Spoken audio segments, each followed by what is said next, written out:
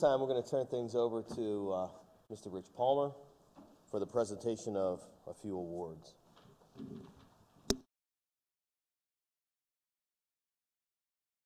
The Game Commission is very fortunate to have very dedicated employees, and this part of the commission meeting is always one of my favorites, where we get to take the chance to recognize their accomplishments.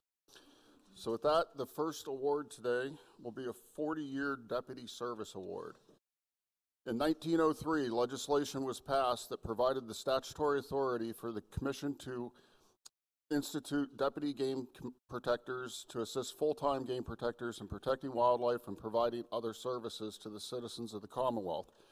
Since then, thousands of men and women have volunteered their time to this cause, often risking their lives, and contributed immeasurably to Pennsylvania's wildlife management success story. The history of wildlife management is replete with stories of the great dedicated service of the men and women who have served as deputy game wardens for over 100 years. Today, we would like to publicly honor and recognize Stephen C. Reed for serving the Commonwealth for 40 years as a deputy game warden. Congratulations, Steve, and thank you for your service to wildlife.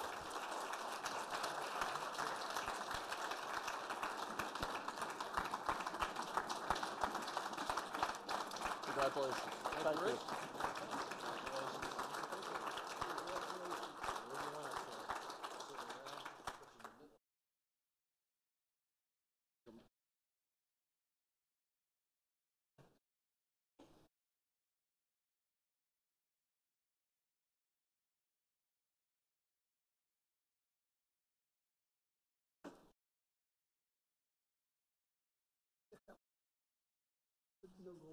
No, go watch.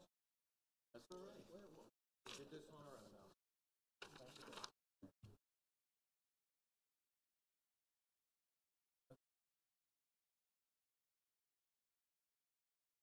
Hey, congratulations.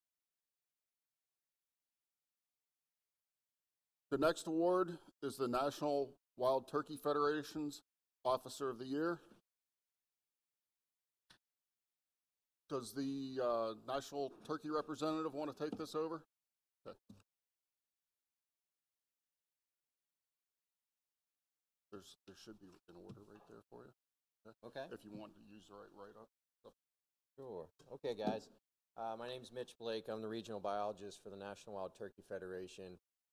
Annually, we give out 2 awards to state agency individuals, the first being the Wildlife Conservation Officer of the Year. So I just want to recognize our individual that we chose this year. She was actually presented in front of our whole state board as well as chapters attending our annual rendezvous in January. So the 2018 NWTF Officer of the Year Award winner for Pennsylvania is State Game Warden Amy Nabozny, serving in Huntington County in our South Central region. Warden Nabozny began her career with the Game Commission in 2000 as a member of the 26th class of the Ross Liefler School of Conservation. She is a well-rounded officer, being successful in law enforcement duties, information and education, and wildlife management related activities. Amy is dedicated to preserving and protecting our wildlife resources. She was actively involved in monitoring and trapping wild turkeys during the 2006 through 2010 gobbler study and the 2010 through 2014 hen banding study. Her efforts in this area resulted in the collection of quality wild turkey data in the Huntington County area. We're pleased to present NWTF's Officer of the Year Award to Game Warden Amy Nabozny. Job well done, Amy.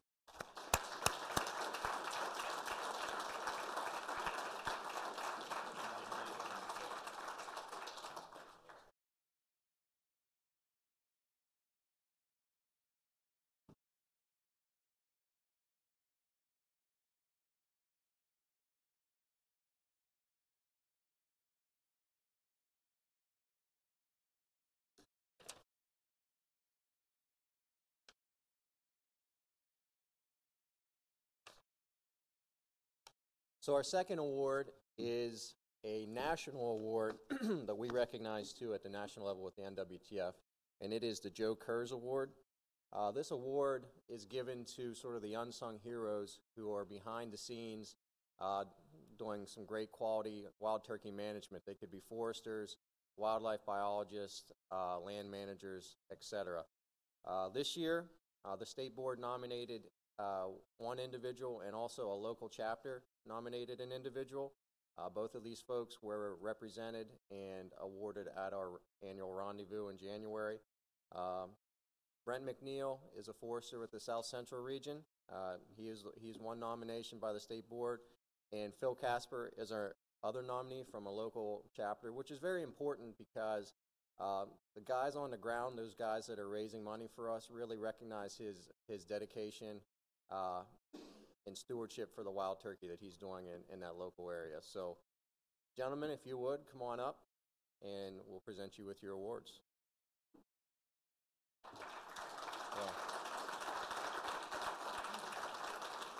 And if I can, just to let you guys know, in addition to being nominated at the Pennsylvania level, Brent was nominated to go on to our national award, and he was also our national award winner, our National Joe Kerr's award winner out of all 49 states involved with the National Wild Turkey Federation. He's the top guy selected by our executive management crew. So another round of applause for Brent. It's a great accomplishment.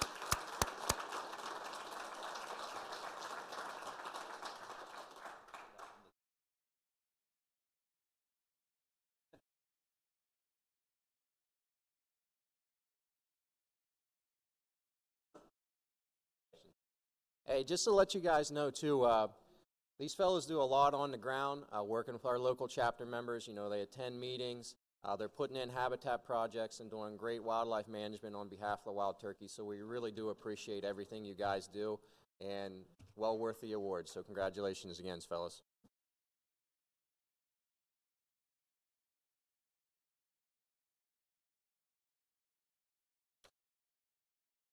Okay, the next award is the Conservation Law Enforcement Chiefs Association Award. This year's award winner for the CLECO Award is Warden Brandon Bonin, serving in Fayette County in our agency's Southwest region. Brandon has been a game warden for 8 years and has become a leader in the Southwest region. In addition to his district duties, which until recently included much of neighboring Greene County, he serves as a self-defense instructor, firearms instructor, use of force instructor, as well as a field training officer for cadet classes. During 2018, he successfully prosecuted 156 summary charges, in addition to several criminal charges, including felony poaching of big game. In addition to his high wildlife law enforcement workload, Brandon also handled nearly 600 wildlife-related incidents that were dispatched throughout the region. Congratulations, Brandon. Job well done.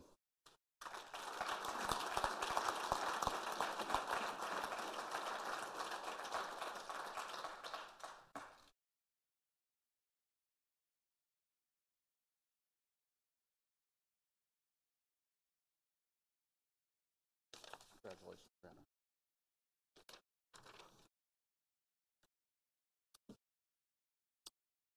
The next award is a life-saving award. On Wednesday, November 28th, 2018, Warden Izette was traveling south on State Route 655 to pick up a deputy game warden for a day of rifle deer season patrol. At approximately 07:45 hours, she noticed a garage engulfed in flames at the Swanger residence next to Big Valley Concrete in Mill Creek, Pennsylvania.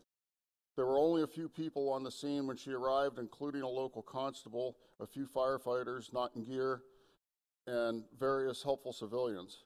When she got to the house attached to the burning garage, she asked if everyone was safe and out of the burning house. She was told by everyone present that everyone was out of the home, and she began moving people away from the burning garage, being concerned that items exploding would reach the people watching the fire. While moving people back, a woman asked her if someone could get her dog and cat out of her house. Warden Izette asked where the woman's home was, and she responded by pointing downwind where all the flames and smoke were blowing due to 28-mile-an-hour winds. Warden Izette told this woman that she thought the animals should be retrieved immediately. Jess Swanger, the animal's owner, Chris Foster, and Warden Izette hurried to the residence to get the animals out. After running around the burning garage, she noticed that the wind was causing flames and smoke to hit Jess Swanger's home. Immediately upon arriving at the house, Warden Zett was approached by a lady in the driveway screaming, "Get her out." It wasn't until that moment that Warden Zett discovered an elderly woman, later identified as Honey, was in the basement of the house next to the garage fire. The man door to the basement was locked, and Warden Zett pounded on the door to try to get in the basement garage door, but it was jammed. She ran back to the man door and discovered at this point the elderly woman had unlocked it. Honey was insistent on getting her cat out, but the garage door remained jammed. Warden Zett told Honey that she didn't have an option and that she needed to leave immediately. Warden Zett helped Honey out of the house at this time and put her in a van. She then ran to the upper level of the house where Jess Swinger and Chris Foster were trying to get the cat and dog out. Jess and Warden Zett ran into the house. Jess found the dog, handed it to Warden Zett, which was transported to safety of another car. She then went back in the house to help locating the cat. The cat could not be found. At this point, the smoke was too thick to continue the search, so everyone left for their own safety. At this point, the firefighters arrived and Warden Zett left the scene. Warden Zett acted quickly and bravely to save another's life. Her presence of mind and reflexes prevented a large tragedy from becoming much worse. She is the personification of the exemplary game warden of the Pennsylvania Game Commission, proudly offers the citizens of our Commonwealth, and we are proud to nominate her for the PGC Life Saving Award.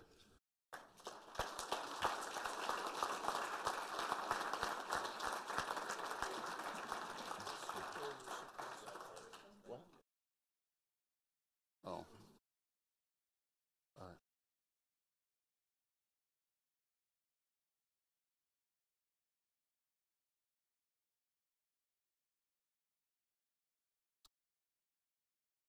No.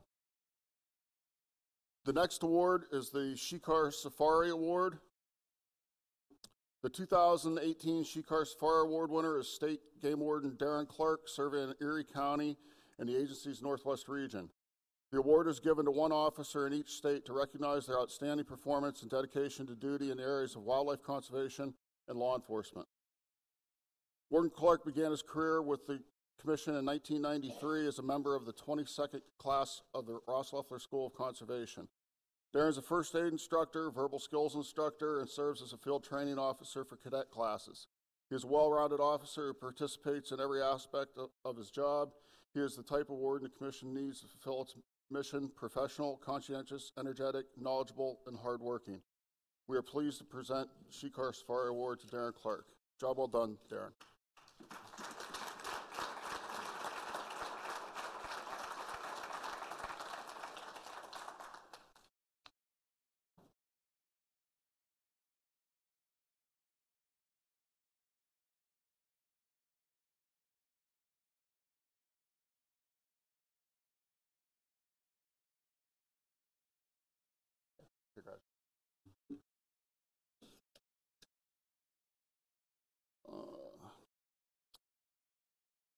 The next award is the Commendation Award. On the first Saturday of the regular firearms deer season, she handled a call from a deputy state game warden that had just been physically assaulted by two individuals. Shots had been fired, but the officer was able to make it back to the vehicle to call for assistance. Stacy played a critical role in getting assistance for the injured officer. She was able to paint a picture for the responding officers as to the scene of the incident and where the officer was located, since it was a very remote area on a hunter access cooperator property. During the day of the assault, Stacy battled through major power failure at the regional office. Telephones were not working properly and communications were affected, adding to the stress of the situation. She kept calm while dispatching officers to the scene, even after speaking directly to the injured officer, and was able to get directions from him to guide his fellow wardens to him. She knew the officer was in pain and knew the officer personally, but she kept her emotions in check. She knew that everyone was relying on her to get help. She cleared the radio from all unnecessary air traffic and called for a priority channel. This helped all responding officers to the scene. Several wardens commented about this action. This action allowed all responding officers to gather information at the same time without someone else cutting off the message and being broadcast. The direction she obtained through the injured officer was spot on. Without the officer's ability to paint a picture for her, the wardens would not have been able to find him as fast as they did. He was in the middle of an extremely large cooperator property in Schuylkill County. This area is all strip mines with no roads and no hard roads. Her directions were spot on. She was able to use descriptions of land features, towers, mud puddles, gates, waste piles, etc. to guide the wardens to the scene of the injured officer. Dispatcher Moss was able to use her experience, keep calm in an extremely hectic and emotional time, and get an injured officer the assistance needed. Stacy said that she was merely doing her job, but with her being able to do that in an extremely calm and professional manner, things would have been a lot worse. Stacy?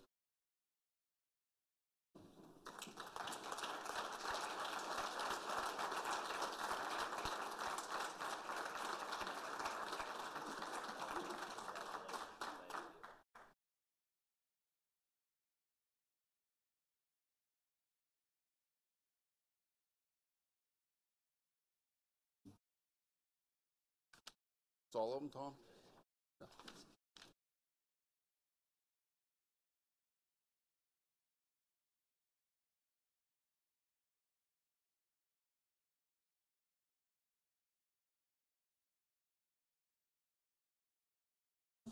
We're a bit ahead of schedule, so we're going to begin staff reports, but staff needs a couple minutes to get ready, so should we just stay fast where we're at? Can do that. Let me just confirm that real quick.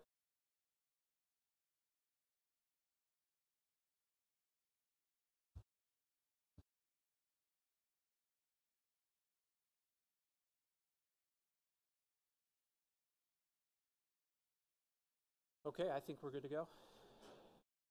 Steve, whenever you're ready. Good morning, members of the board. Wanted to take a few minutes and talk about a project we've been doing for several years now, which is an outreach project tour to show citizens of Pennsylvania and even the rest of the country a glimpse of wildlife that they wouldn't otherwise get, and that is through live streaming it. And I've talked to several of you individually about this, but figured it'd be a good opportunity to give a presentation to the full board. Plus, I thought you wouldn't mind hearing something that doesn't talk about deer for a little bit this morning. Non-controversial, all positive, good stuff. When we talk about cameras, of course, we have an elk camera on Game Lands 311 that's been up for about 3-4 years now. This has been a very popular camera. It's been a success. It shows the management of this species and how good a job this agency has done in producing species of this quality. We feature this during the elk rut, which is in September and October, and it's a very popular camera. But of course, when we talk about wildlife cameras, the one that comes to mind a lot is the Eagle camera at Cador State Park in the South Central region. We've had this up for several years as well. Some of the photographs from that camera have become quite popular. The one on the right of the eagle buried under snow made national news. It was featured on ABC's World News Tonight when it happened. So millions of people have gotten a glimpse of eagles through this camera. However, the longer that we've had this camera out, what we've noticed is that viewership is declining pretty steadily. And last year, we lost about 70% of their viewers from people who had seen it the year before. And it's not difficult to know why that is taking place, as whatever is successful gets copied. And here's just a sampling of some of the other cameras that are available showing eagles and other raptors in everywhere from Washington, D.C. to Arizona. Other states are copying the idea of an eagle or a raptor camera. So we wanted to gain some of that viewership back that we lost and do something novel and unique, and that was specific to Pennsylvania. And for that, those reasons, first we back up. For this year, what we've decided to do was we partnered with Hawk Mountain, and they've taken over a lot of the camera, the administrative duties. They embed it on their webpage, as you can see here, give us credit, and then we still link to it. So now that we were able to pass that on for this year, at least, to Hawk Mountain, again, looking for a new camera, we decided to work in Middle Creek and show the snow goose migration.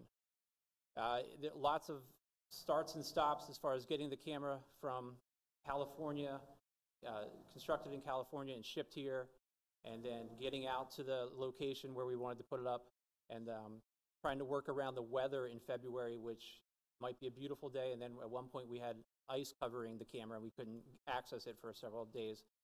But after a frustrating period, we were able to get it up, and we were able to capture the peak of the migration. And anybody who visited our website and visited the camera during that time period were able to see sites like this.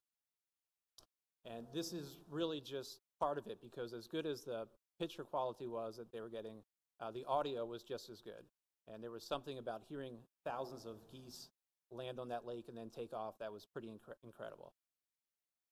With the camera feature, there is the ability to comment, so the public can offer comment.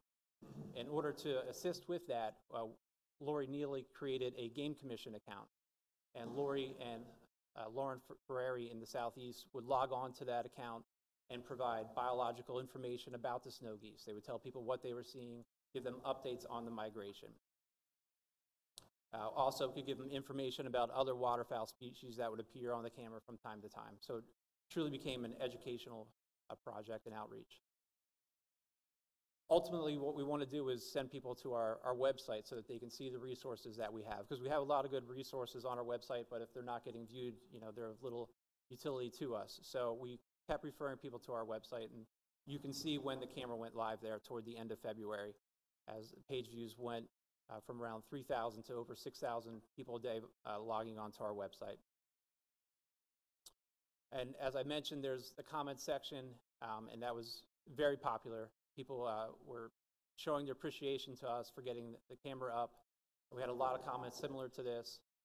People mentioning that they wanted to go see the geese in person, go down the Middle Creek. So for us, if this is the only camera we could have done, I think we would have considered it a great success this spring. It met our objectives. We had people who weren't aware of it, gave them the opportunity to see it, and got comments like this indicating that it was very popular. So the camera is there now, it's still in place, and then it can become an annual thing, sort of like the elk camera up on Game Lands 311, where we can turn it on each year at the beginning of the migration, and what we know is that it'll just gain in popularity. While this was taking place, Hal Korber had put the word out to wardens in the Northeast that he wanted to try to capture a bear den as well. We knew that would be complicated. You think logistically everything that would go in trying to get a camera into a bear den. But Hal thought he had a good lead, so we went ahead and purchased another camera, made the arrangements, and then we were able to successfully install a camera in a bear den, which the bear had conveniently denned underneath the deck of a non-residential home, which was easily then to access, as well as to provide the power that we needed to run this. And the bears themselves have helped by proving to be pretty photogenic at times. With this camera up, Lori then created a blog, essentially, from under the deck, where she could provide updates to people on what they were seeing, as well as essentially do a frequently asked questions section. So whenever popular comments were appearing, popular questions were appearing in the comment section, she would provide answers to them. We also received a lot of emails through GM Comments, and I know you're familiar with how GM Comments worked. We received a lot of questions about the bears, about the research that we're doing. So working with Mark Tonette, the biologist, we would always provide responses then to the individuals who emailed in. And then again, we would, Lori doing the bulk of this, would then log on under our name, under the Game Commission account, and provide more information. So here's an example of providing information on how to avoid bears becoming nuisance, such as removing bird feeders, garbage cans, etc. What was really nice about this camera too is other members of the public would find our resources and then post them in the comments so that other people could see them. So in this instance, somebody from the public posted a webinar that we had done years ago on bears, and it referred people to it. So not only were we getting the word out, but internally, people, as they viewed the site, were getting the word out for us. And you can see the traffic it was driving to our website. That little blip before December, that's around bear season. About 2,000 people a day would access our bear page on the website for a brief period of time. And then that line that goes straight up over 2,500 is when we turn the camera on in March. So over 2,500 people or 25,000 people a day were logging on or going to our website to gain information about bears and see the resources that we had provided. Another aspect of not just the bear camera, but the snow goose one as well, is it gave us the opportunity to promote it on social media, which then brought in thousands of new followers to our social media pages, which brought our total then, I believe we're at 180,000 following us just on Facebook alone. Here's an example of one of those posts. This is when we first had visual confirmation of a cub. You can see it tucked in there with the sow. We posted this on Facebook, and it was seen by almost 150,000 people. And that's just on Facebook. Tens of thousands of others saw it on Instagram and Twitter. And I just thought this was humorous. Over 7,000 people liked it, or I'm sorry, 4,000 people liked it. A couple hundred more loved it. But then toward the bottom, you'll see, on the right-hand side, you'll see one person was angry, proving that you really can't please everybody. One person will find a way. And not sure what he was angry about. However, it is a bear denning, and it's springtime and it's warming up, so she's been stretching her legs and getting out from the deck from time to time. We do have a trail camera set up so that we can hopefully get the footage of her and her cub when they take one final trip, which given the temperatures this week, it could happen any day. I was watching them yesterday, and they were very active. I think the cub is ready to go. Again, just dozens and dozens of positive comments. I just wanted to pull a few. We have a teacher indicating that their kindergarten classrooms are watching it, 5th grade classroom, and 6th grade classroom. And just think how difficult it would be to have a person attend all those classes, all the time and expense that it would be required. And for a small fraction of that, we can provide them that same resource where they can log on every day and watch a bear den, and we can do it, like I said, for a fraction of the cost. This was great to see as well. Non-hunters who were viewing it appreciated the work that we're doing, and we had people indicating just to support us, they went onto our website and bought a calendar. We had one person saying how he's bought a hunting license, and I included this comment in here in case the senator was still here, where he said he'd be fine if the price of the license went up. We enjoy seeing comments like that for sure. It's more saying thank you, but at the last one there is one that I really want to focus on, where I think it shows what this is all about, where this individual not only supports what we're doing, but he says thank you to those who go and buy a hunting license.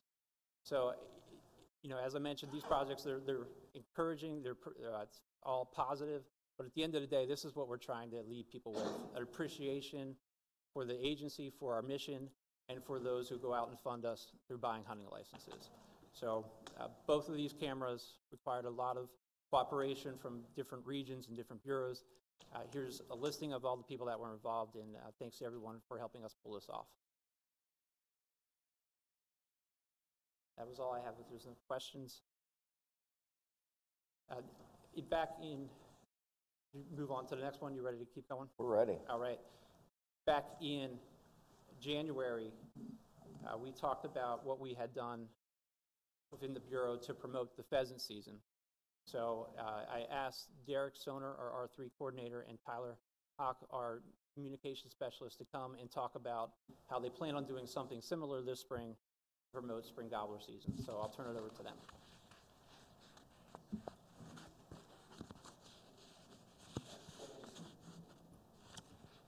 All right, good morning, everyone.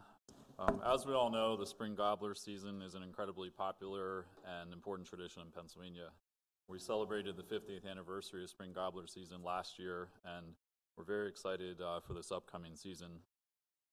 In order to provide our turkey hunting enthusiasts with the best possible information and content to prepare for the season and maximize their experience of field, our hunter-trapper education team has put together a digital marketing and awareness campaign that will allow us to micro-target this audience of turkey hunters. The R3 recruitment, reactivation, and retention effort is at the heart of the campaign as we're looking to build upon our efforts to encourage and excite the next generation of hunters. So Tyler Hawk is going to present this to you. His background in digital marketing and working with the hunting industry is an ideal communicator for passionate hunters in Pennsylvania. He's going to share with you the digital marketing plan that we have put together for this turkey season, and we'll be both available afterwards to answer any questions that you may have. Thank you. Good morning, Commissioners. As Derek mentioned, my name is Tyler Hawk. I'm the Digital Communications and Marketing Coordinator here at the Game Commission. I come from an outdoor television production background as an outdoor TV producer for 7 years, and then jumped into the digital marketing world from there. So coming to this agency, I'm very, very excited. Working on a national level and I'm from Pennsylvania, so coming here and seeing all the opportunities in front of us and the messages and the culture and what we have as an agency is just very, very exciting and uplifting. And to be able to jump into this and communicate better with the public about who we are, what we do, and send these messages out digitally is very exciting for me. So as Derek mentioned, I'm going to jump in to give you a quick high-level overview of what we put together for this spring for our digital outreach plan. Starting with, there's 2 or 3 main objectives here. So number one, we need to boost awareness of how good the spring turkey hunting here is in Pennsylvania. Today's population is so focused on the hustle and bustle of their everyday lives. A lot of times all they need is simple reminders, just to let them know, hey, today's the last day to purchase your license, or tomorrow is the youth season, or whatever it may be. Utilizing these digital platforms for us is critical going forward so that we can just send a message out and reactivate some of these hunters and get their kids out there, whatever it may be. So also, in addition to boosting the awareness, is just to try to push obviously more license sales, whether it's buying a license in general or the second gobbler license. And then also, so we want to learn as much as we can about our audience, specifically our turkey audience for this campaign, so that we can better serve their needs as our customers going forward. The more information we can learn about them and their turkey hunting interests and habits, the better we can serve them content that matters to them. So we did this through some digital surveys that we have sent out, and we're really excited to see some of the results we get from that. So part of what we're doing with this campaign is with our content creation is we're going to do a short film. So as a lot of us know, our agency unfortunately sometimes doesn't get the best profile, so to speak, in terms of how the public feels about us. It's very important, I feel, for us to change that skewed mentality of the public and let them know that we are a very, very passionate agency. We're here because we're diehard hunters, sportsmen, advocates for what we are and who we are, and we want to preserve this more than anybody. So what we want to do is take some of our agency employees and have them mentor new hunters this spring, and I'm going to create a film about that. So whether it's Mary Jo, our turkey biologist, mentoring one of her friends who is, I believe, a 55 or 60-year-old lady who wants to go turkey hunting for the first time. Spoke with Mr. Burhans. I'm going to be filming him mentoring a youth hunter on Youth Day. So compiling all of these different assets together to show our agency in a positive light and remind the public that we are passionate, we are diehards, and we're in this for everybody. So also with that, as you guys saw in the last meeting from Derek, we put out the jam-packed in your face pheasants just flying all over the place. Just a quick short film. We're going to do that, or just a video spot, not even a film, just to put together turkeys gobbling, just to get everybody pumped up, and we'll push that out through the social platforms as well. We're jumping into more original articles for the blog. I know we've got the blog, but we're going to be pushing about one of those a week during the course of the turkey season. As you all know, Matt Moret's coming into work for us. He's providing an article, and we've got a bunch of other resources that are going to provide us original content that's going to be focused on what our customers want to read, engage in, and that type of thing. Digital ads, this is a big one for what I've focused a lot on, is Google ads, Facebook ads, going back to 2 different campaigns. One is boosting the sales of the second turkey permit, and one is just to create an awareness factor.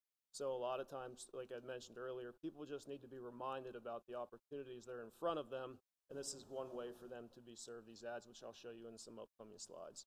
I mentioned the digital surveys to learn more about our turkey hunting customers' habits and interests, and then also getting more into the targeted emails.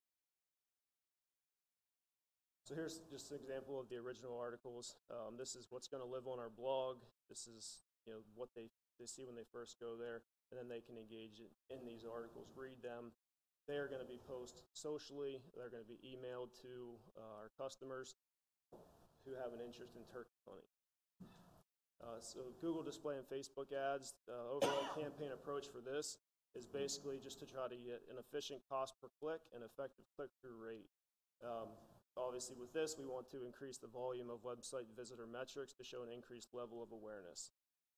It always comes back to awareness and getting in front of our customers. And the more we can get in front of our customers and let them know what our message is, I've learned a lot, just since I've been here since December, our customers want to know more about who we are and what we do, and I've learned that through focus groups. One of the biggest takeaways from the conference a couple weeks back is it's all about communicating to the customers, and this is one of our ways to do that and get the message in front of them.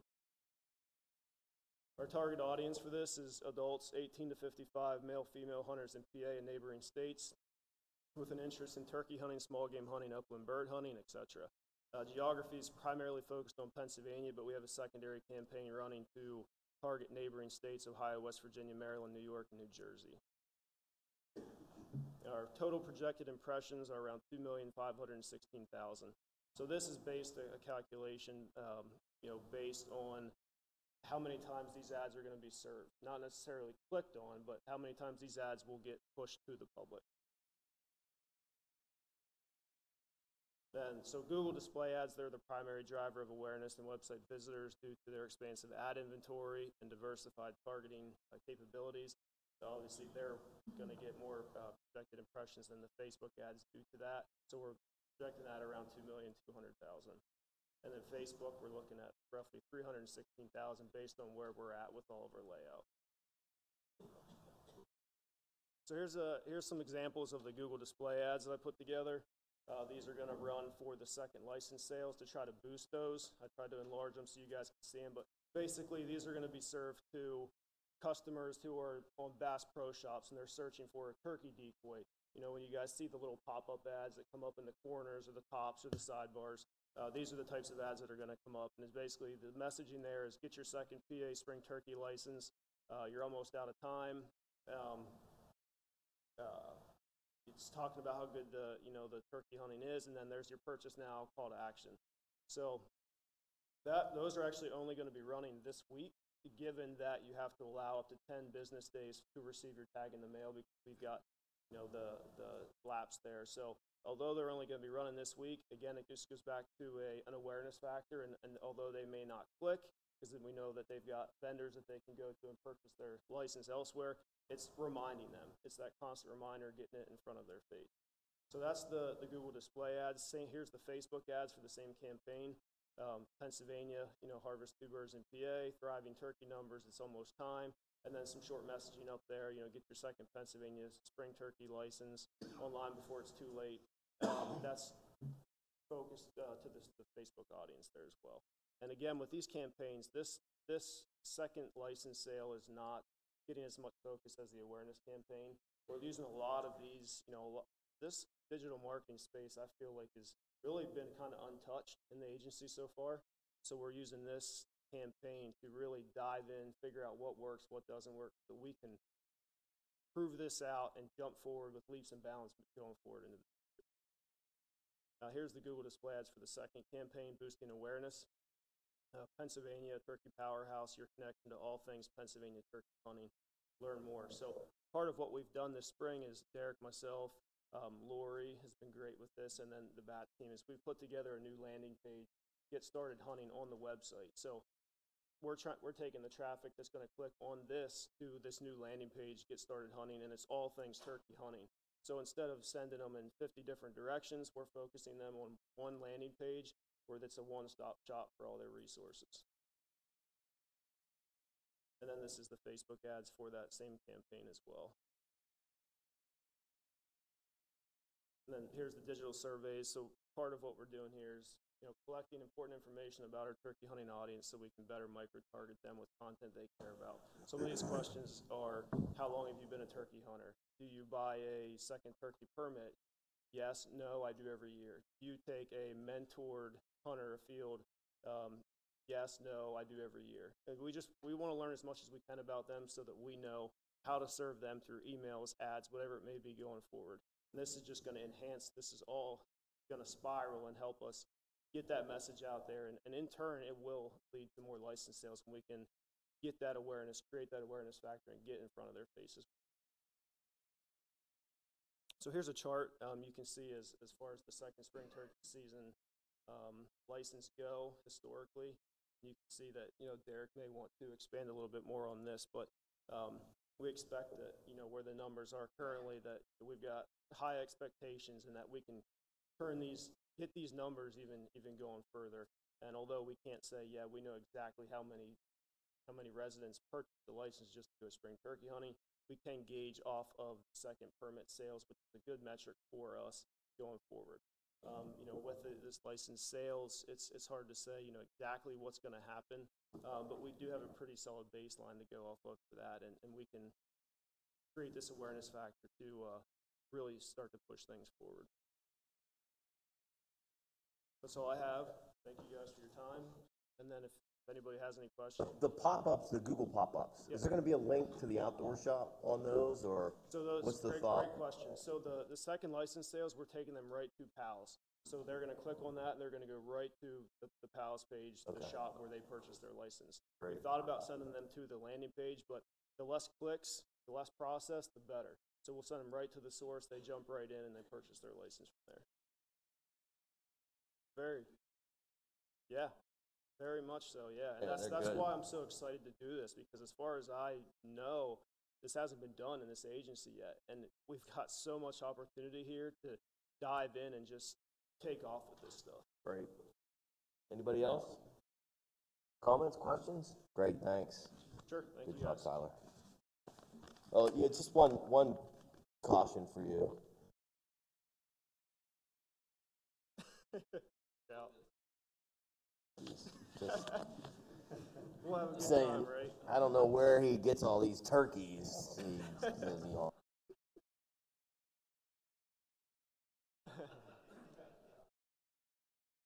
Thanks.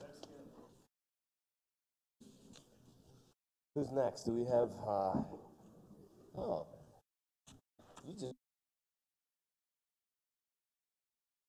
giving him a break first? No, just No? introducing him, give you Oh, a little okay. heads up of what's coming up. We're going to do everybody's favorite task of the elk and antlerless deer allocations by Dr. Chris Rosenberry, and then we're going to talk a little bit about the whipper recommendations from Tom Keller. So if you guys are good with that, we can start with Chris. Are you good with the presentation, or you need a couple minutes?